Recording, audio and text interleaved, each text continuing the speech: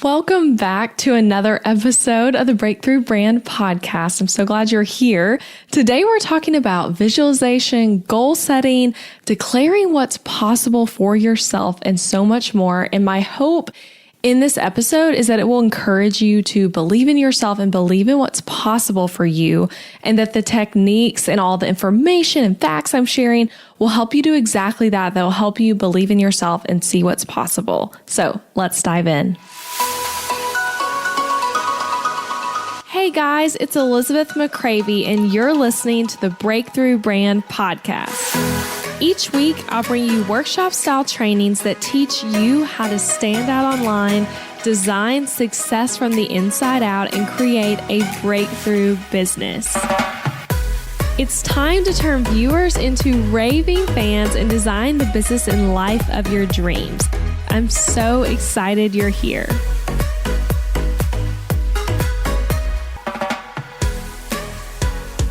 All right, before we dive into the episode content, I want to give a little life update that actually is relevant to what we're talking about here. And it's really hard for me to talk about. I've actually re-recorded this. This is my 5th time re-recording this little intro right here. But at the time of recording this, my amazing dad, who many of you know I was really, really close to, he passed away unexpectedly. And it has been crazy. It has been a whirlwind of emotions. And we prep content for this podcast in advance, so you guys are hearing this a while later. But my dad passed away on June 19th from a heart attack in his sleep when he had been doing really well. Prior to that, but had gotten a little sick for like one day really, and passed away. And it's been a whirlwind of emotions, to say the least. Like sometimes I've felt in the past little while here, okay, and like working, like maybe I want to hang out with friends and do something fun, which is kind of how I felt right now. I'm feeling a bit emotional now I've started recording. But other times I've felt like crying or like just too emotional to even have the desire to do much of anything. It's just been really strange. And I found a pleasant distraction some of the time in doing things like cleaning out my dad's house, managing his business, which is a very interesting story. Right now, my husband and I are running my dad's business. Like Adam is literally going to the sawmill tomorrow to like work on things, which we don't live in the same town as my dad did. So he's driving there for that. That's a whole nother story, but it is definitely not normal over here. And grief is just really strange. It's not even able to really be described until you've experienced it. Like this kind of thing is how I would say it. But it's like not a steady flow of all those stages we see of like, here are the steps of grief, but more like back and forth between all of them, like at any given moment. And I want to say too on this before I finish this little life update, but I felt so much peace from the Lord about all of this. And I felt, and again, not every second, because I've had lots of like anger and like, why did he have to pass away and all of that. But I felt the prayers and love from so many of you. And I know my family has as well. And it's interesting because I know my dad is okay. I know I think it's wonderful thinking about how I know he's in heaven, probably having like the time of his life, as we would say. But it's like the mourning, is really for the people here who loved him. So anyway, I want to say thank you to all of you for some of you sent gifts, the sweet messages, all the love. It's really meaningful and felt. And my business will probably look a little different in the rest of the year. 2020, what a crazy year. But to kind of transition here, and that whole everything I just said was very scattered, and I've recorded that like 5 times, so we're keeping this version. But yeah, thank you for the prayers and everything. And to transition to the topic, because I know that's what you're here for, but I want to say this is the first podcast episode I'm recording since my dad passed away. And if you listen to my episode a few back about my podcasting process, definitely listen to that one if you haven't. But then I'm always thinking of ideas, and I keep like a rolling list in my phone, and actually like started on outlines all throughout my phone notes app that are things like, I'm like, okay, I need to do an episode of that, and I'm just waiting to record it. And the reason I wanted this to be the first podcast I'm recording since kind of stepping back up to the mic after this, is because my dad suggested I do an episode about this like 2 months ago. So a fun thing, my dad actually listened to this podcast. Not every episode, like I know many of you do. He was not like a loyal binge listener by any means, but he listened to a lot of them, and he's seriously been my biggest business cheerleader ever. And it was really fun to me always talking to him about online business and how that works, because he also runs a business, but so different than the kind of businesses you and I run. And anyway, he listened to this show, and a little while ago, I was on James Wedmore's podcast, which, by the way, speaking on today's topic, that was something I visualized and made a goal before it happened, like way before. And my dad listened to that interview actually twice and was like absolutely just in love with that conversation, had so much positive feedback to give me about it, which was really fun. I'm glad he got to listen to that. And he told me, though, that his favorite part of that whole episode was what I say at the very end. And so at the end of it, James asked me, hey, do you have any final advice for the listeners? And on that little piece of advice that's just like, again, like last 2 minutes, I talk about visualization and declaring things true before they happen. And it was at the very end. So if you quit listening early, you would have missed it. But it was like our last little bit we say there. And so I'm going to dive into that today, into what I mentioned there and more about my thoughts on that and how this has impacted my business. And if you missed the episode on James' podcast, I will link to that in the show notes so you can listen to that too after this one. So anyway, this episode's for my dad. I want to dedicate to him. He said he wanted to hear more about this. So here we are, and we're going to dive in. All right, so as I get into these tips, I want to say I'm not like the world's expert on visualization or anything like that, and I know that. However, this is something I've done for years without even knowing specific terms for it. And I believe that this works and has helped me, has been a tool really that has helped me get to where I am in my business in so many ways, combined with disciplined work and also trusting the Lord with the outcome. But I want to say I'm just not an expert on this, and I'm going to teach you what I know from one businesswoman to another. And I also want to say too, and I'm curious if you are too, and this is kind of an important thing to maybe identify, I'm a really visual and imaginative person, have been ever since I was a kid. And I'm sure since I'm a designer, you could kind of see that maybe of like designers need to be visual. But even more than that, I love being creative and imaginative, and I love drawing on intuition for decisions.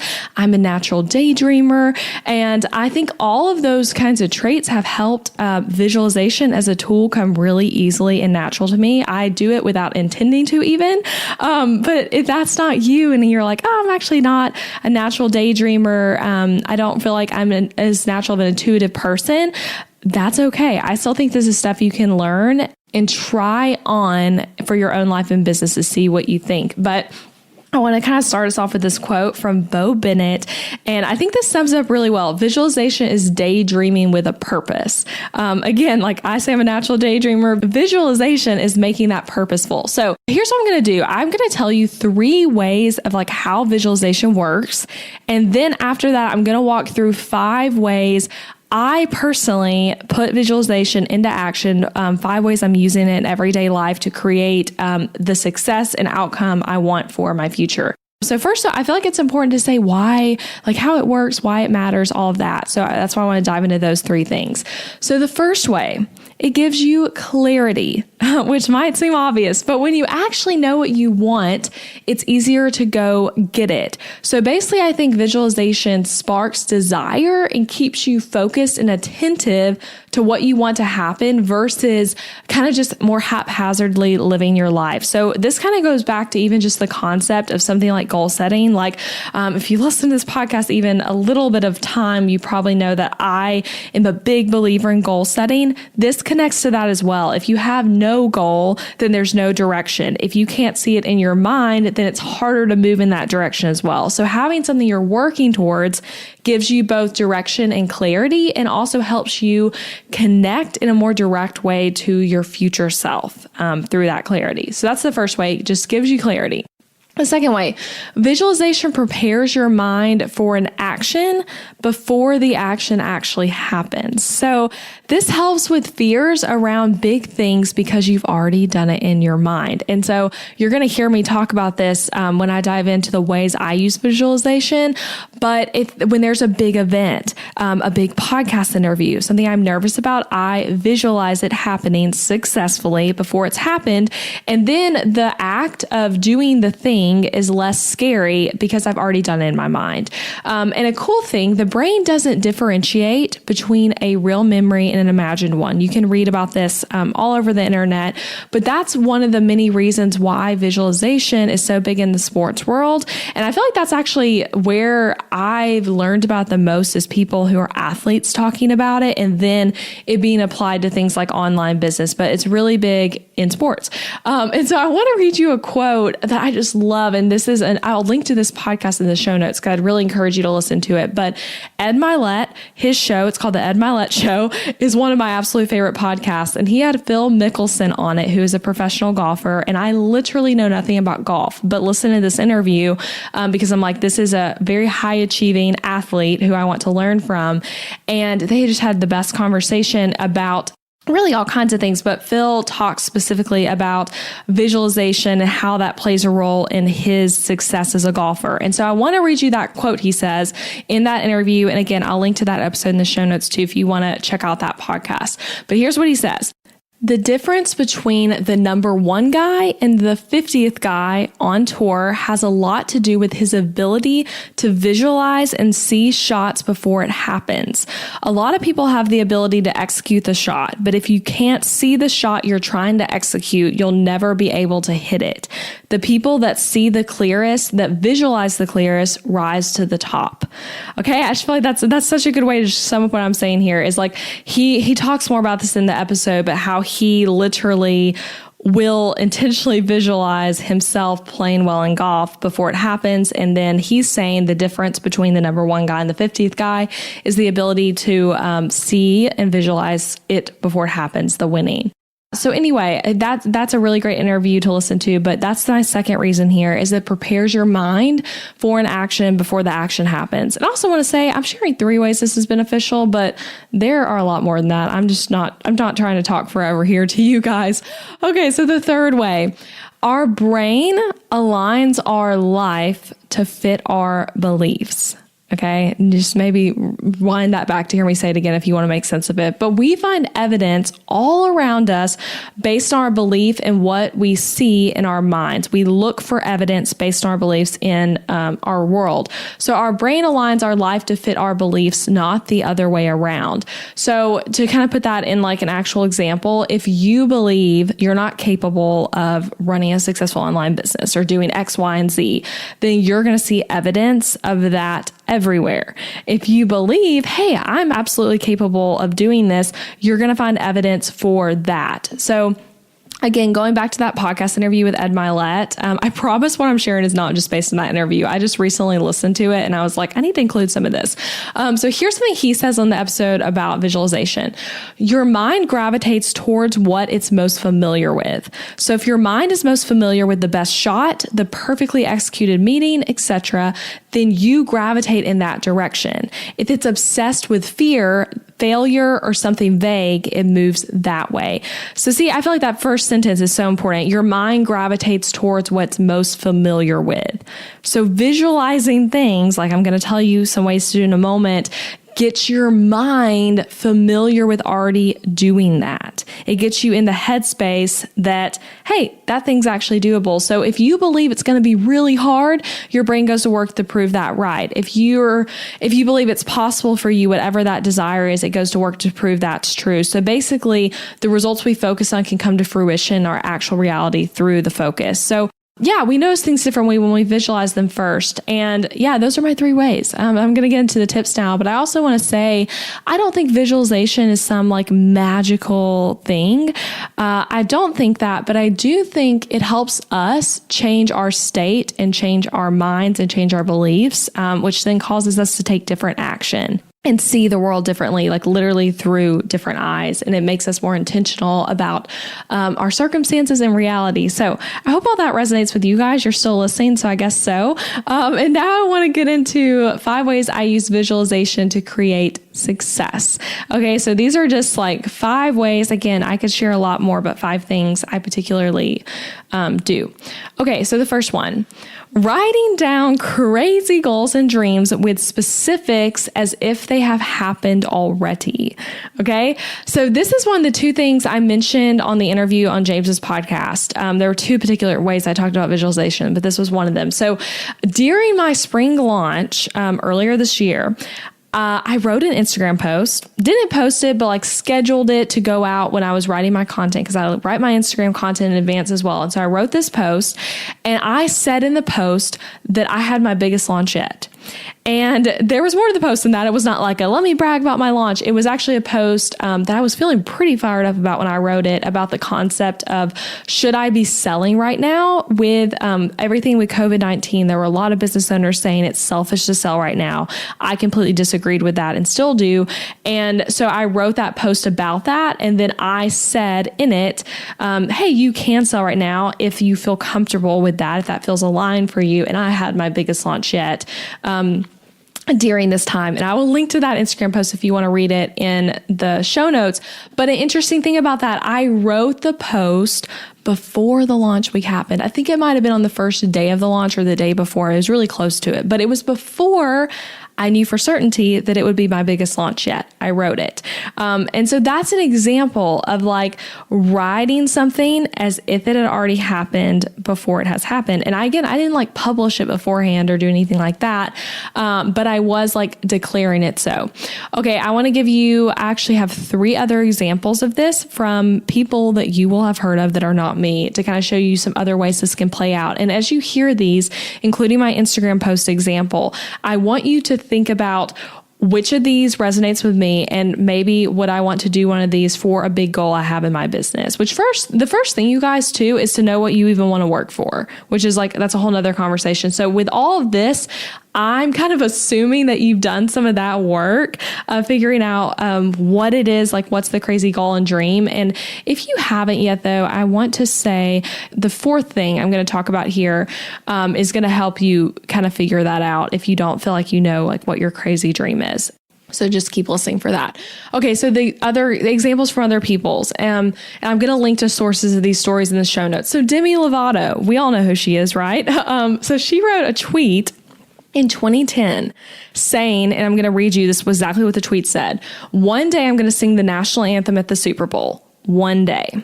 Okay. In 2020, 10 years later, she did sing the national anthem at the Super Bowl. And people all there are tons of articles talking about it because people found that old tweet where she had written that 10 years earlier, and then she did it.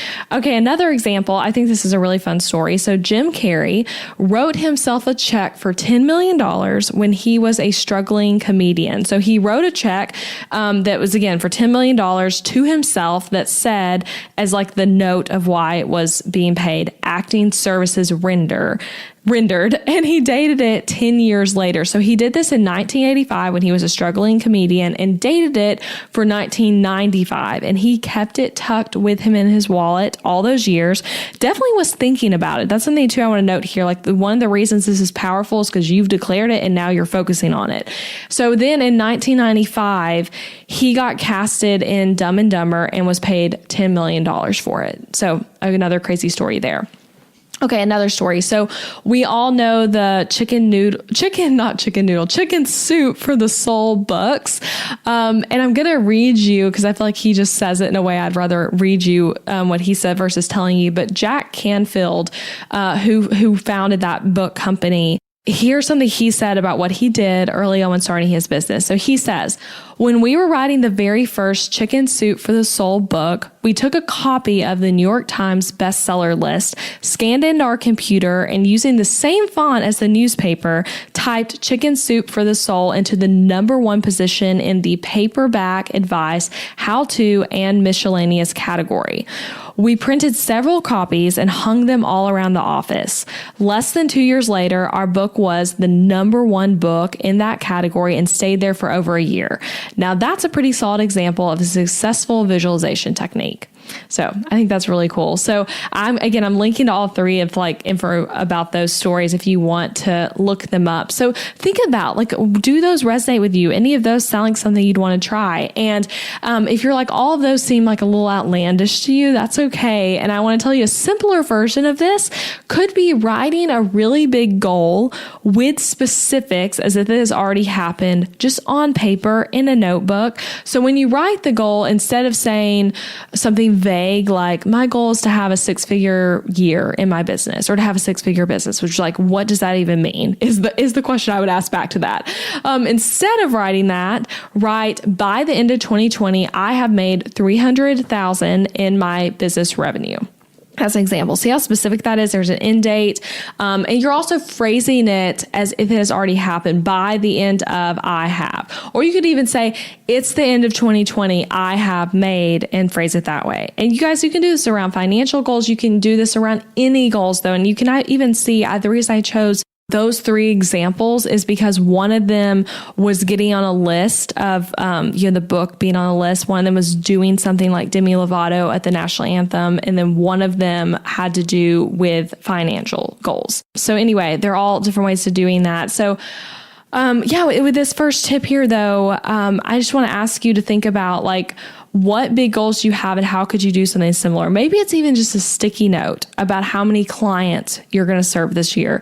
Maybe it's a check like Jim Carrey to yourself with your revenue goal for the year. You guys, when you're listening to this, if you're listening to this live, we're a little over halfway through 2020. So you could think, what do I want to make the rest of the year and write that on a check? Maybe it's a written out description of your dream house or some dream program you want to create in your business, whatever it is. And again, the purpose of this is because it changes our attention. So this gives your mind clarity on what you're working towards and it prepares your mind for action because what we focus on, we work towards. So when you're actually thinking about these things, you're more likely to go out and get them and see opportunities when they come up. All right, my number 2 way I use visualization. So this is a journal prompt that I love. So here's the prompt. I am ready to welcome fill in the blank into the world. So I want you to, after this episode, scroll back to episode number 23 if you haven't listened to it, and you can hear about my favorite daily journal prompts. I think I shared 10 on that episode, 8 to 10. And you can also download a freebie with all those journal prompts. I will put that link in the show notes for this episode.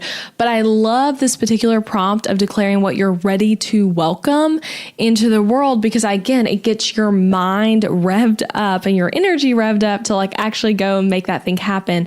And you can phrase it differently. Maybe it's I'm ready to serve, I'm ready to create, I'm ready to do. It can go so many different ways. And this prompt can be you filling in one particular goal for that day, a goal for the whole year, a goal for the month, a goal for the week, a goal for the quarter, or it can be a long form journal entry you do about different things you're ready to welcome into the world. And again, keep listening because on the 4th tip I'm going to share is that I have a little way to help you get clarity on what your big dream would be. But I think this one's so important of I'm ready to welcome blank into the world. And again, that's episode 23 if you want to listen more on that one. That's all I have for that tip is that's a journal prompt I do often. And again, it helps you connect even in a visual sense, even if you're writing it, I feel it can be visual in a way of writing it out of what you're ready to welcome. Okay, the third one. I go on visualization walks with myself. So might sound weird. Let me explain. So this is a really regular thing for me, a once a week at the very least. And it's rarely something I plan to do. I'm very rarely I'm going to go on a visualization walk. It literally just happens. So basically, the way it happens is I will decide I'm going to go on a short walk or walk around the track at our gym after a workout. I've done this less lately because I live in Tennessee and it is insanely hot outside in the summer here. But I like to just go on short little walk breaks because I sit all day working. And so I will go on a walk planning to listen to a podcast. But then I have my AirPods in, I'm listening, but pretty quickly into the podcast, I'm just daydreaming and visualizing. So I turn off the podcast, but then I leave my headphones in and I just walk and think and visualize. And if that sounds really weird to you, that is totally fine. You are free to not try any of these things and just observe or try them out if you want, but I'm just sharing what I enjoy and kind of how my brain works on going to work. And I really think that time of visualization walks is like so huge for me. I literally, yesterday at the gym after a workout, I did this and thought about this episode, thought about sitting here like I am right now, recording this. It could also be done while laying down with your eyes closed. I like the movement personally because I think my brain works better when I'm moving around versus lying down, which again, like it's gonna be different for everyone. I'm a pacer and if I could, I would like type on my laptop while just pacing around. So I like to move around. But if you want me to I want to get a little more specific here. So some examples of what I've done, times with visualization walks of like when they've been impactful or when it would be maybe helpful to try this out. So one time before a big launch in your business. So for me, I go on a lot of walks and visualize things like talking to potential customers, explaining the offer on Instagram Live, seeing customers come in, seeing customers using the product even, seeing your clients being successful, all of that. So before a big launch is one. Another time before something that is scary. So this is another time I do it. So like a big podcast interview or a big speaking engagement, I will visualize myself answering the questions or doing the talk at an event. Sometimes I will actually just practice it, like again, pacing around and being like, okay, I'm asked this question. Here's how I answer it. And maybe for you, that looks like it's a big client call with someone you really want to work with, or an Instagram Live you're nervous about, or an important blog post where you're like, I don't know if I'm going to be able to come up with the words to say it. Like visualizing yourself doing the thing will be really helpful. Going back to like the whole athlete concept, when I was a cheerleader, I cheered middle school and high school the whole time. We did this. I don't remember if my coach told us to do this or if it was something I just did, but I think we all did it. But I would either walk or lie down and visualize myself doing a big cheer routine before we had a big routine or competition or something coming up. Visualize myself doing it full out and correctly, all the stunts hitting and everything going just right, and seeing it in my head first. So maybe there's something like that for you that you could use this on. Maybe it's an important conversation with someone, a dream you have in your life. Maybe it's a new service you want to create and you can go on a walk and try to visualize what that service would look like. Who would be in it? What would the experience be? How would the service look? How would you show up for it? Does that feel right? All of that kind of stuff. I literally did that one the other day because I'm working on a course for this business to maybe come out later this year or next year. And I went on a walk and was visualizing around that service, that course offer. So yeah, visualization walks, just try it out. There's no harm in trying, and see if that's something that helps you have like a new level of focus, a new level of clarity towards what you're working on. Okay, fourth thing. I've said this one is something I was excited about sharing. So I make decisions from the perspective of my future self. And I try to do this as often as possible. So making decisions from future focus versus past focus. Because if we just make decisions only based on what has been proven possible to us before, then we never move forward because you stay stuck in what you only seeing yourself as capable of what you've already done before. So here's my question for you. If you are like listening to this and you're like, Elizabeth, all this is great, but I don't even know what I'm working for. Here are some prompts I would love for you to try journaling on, or even just thinking about, but journaling on will probably be even better. So first of all, answering this question, if anything were possible for you right now, what would you want to do the rest of this year? Whatever time you're listening to this, the rest of the year, if anything were possible, what would you want to do? And so you have to take that anything or possible thing. And it's really interesting because when you answer that question, you probably will have a lot come up. Like you might think of something where it's like, well, I'd love to do this, but that's not possible for me. Try to resist that and just let your mind run free of, if anything were possible, what would you want to do the rest of 2020? Now you have your big crazy thing that you'll want to visualize. But then the next question here is a really important one. And I love this question. This is going to help make decisions from your future self. So what does that version of you do? How do they act? What do they believe about themselves in their business? And the big question there, if I already had accomplished this thing, how would I show up right now? And then you can show up for yourself and make decisions as the woman who already did the big thing. So if you've already accomplished the thing, how would you show up? And now you show up like that right now. And again, this is going to take you like more than just listening to me say this to figure out the answers to those questions. But when you do, it's really impactful because you can identify that version of you, how they think and act, and you can start deliberately showing up as that person now, which is really taking the visualization concept into major action because you're choosing to like live from that place, operating from the future self versus past experiences. So those questions, again, I'll go ahead and just reread them so you can have them for journal prompt. If anything were possible for me right now, what would I want to do the rest of 2020, the rest of whatever year, the rest of this month, however you want to think of it, do what works best for you. Then the next question, that person that you wrote down about that has done the thing, how do they act? What do they do? What do they believe about themselves and their business? If you had already accomplished the thing, how would you show up right now?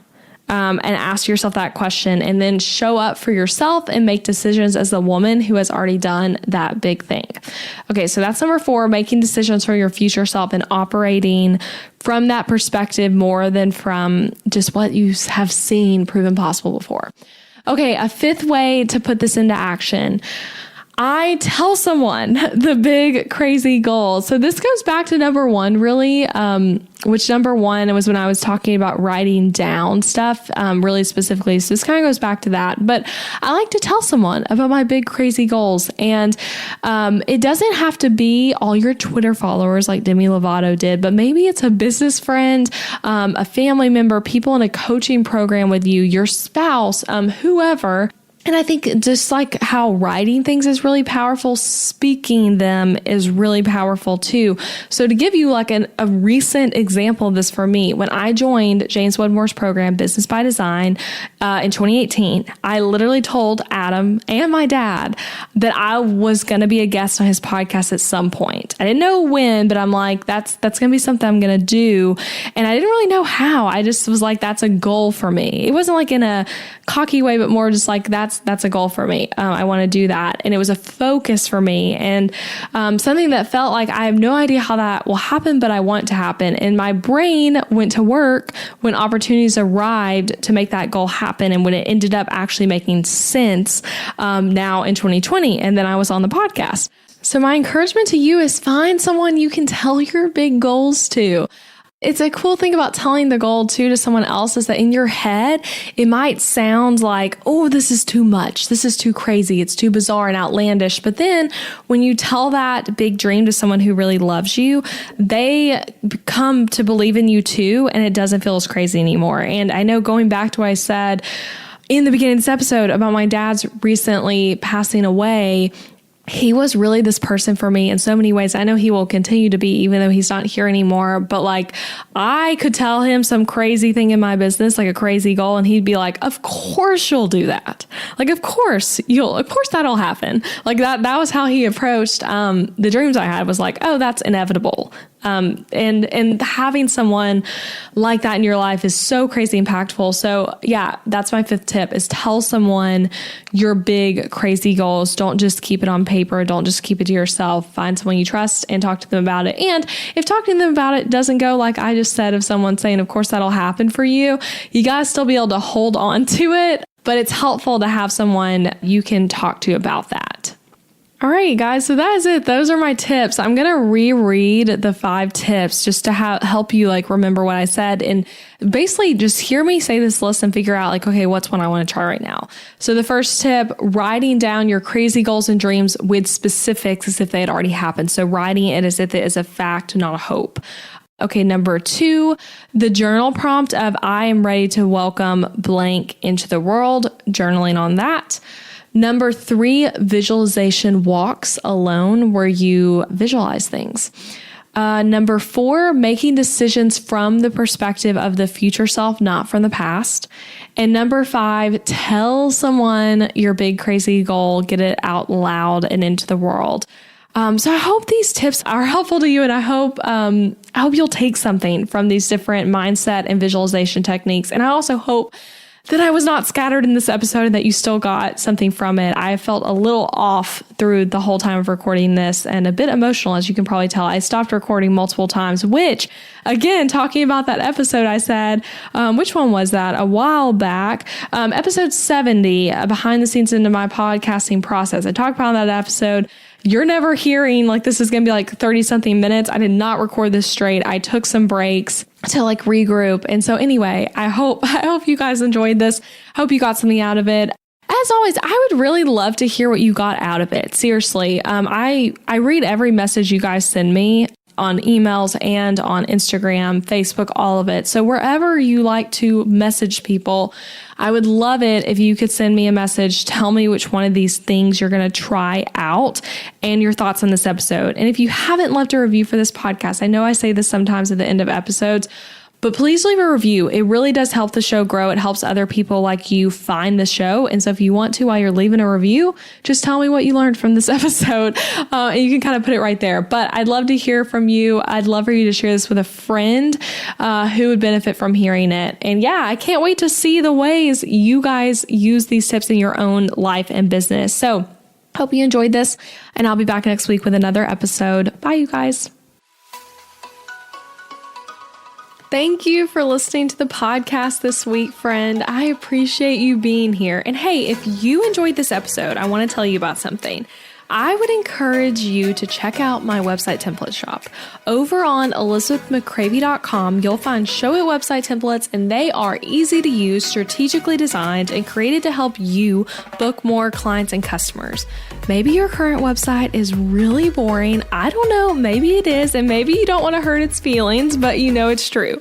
And your website needs to be strategically and intentionally designed in order for it to convert your viewers into raving customers.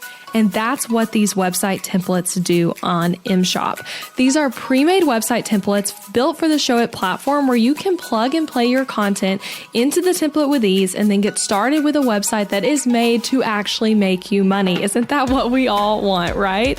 So go shop the templates at ElizabethMcCravey.com/shop. That link is also in the show notes. And don't forget that you can actually subscribe to this podcast wherever you're listening so that you never miss an episode. And I would so appreciate it if you left a rating and review for the show on Apple Podcasts, or even just share it with a friend. It's a great way to support the show and then give us your feedback. So thanks so much for listening.